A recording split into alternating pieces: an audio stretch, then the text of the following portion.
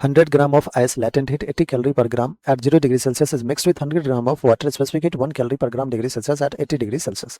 The final temperature of the mixer is, बच्चों आइए देखते हैं 100 ग्राम क्या है हमारे पास आइस है, ओके, 0 डिग्री सेल्सियस पे।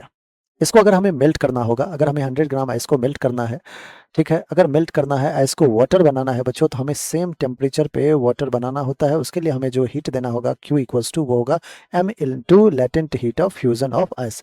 मास कितना है 100 gram, latent heat of fusion कितना है बच्चों 80 है, तो 8000 कैलोरी आपको हीट देना होगा। इससे क्या होगा कि सारा का सारा आइस मेल्ट होके वाटर बन जाएगा और टेम्परेचर क्या रहेगा बच्चों 0 डिग्री सेल्सियस। आइए एक बार दूसरी कहानी देखते हैं।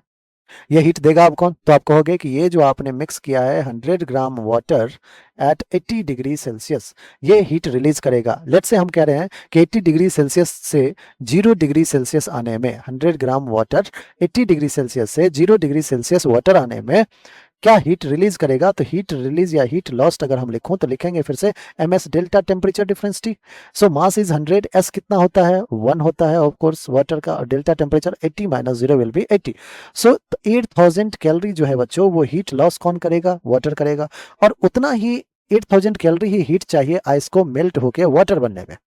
हमसे पूछा गया है तो 8000 तो सफिशिएंट है, लेकिन आइस को वाटर बनाया है, टेम्परेचर तो 0 डिग्री सेल्सियस हो गया।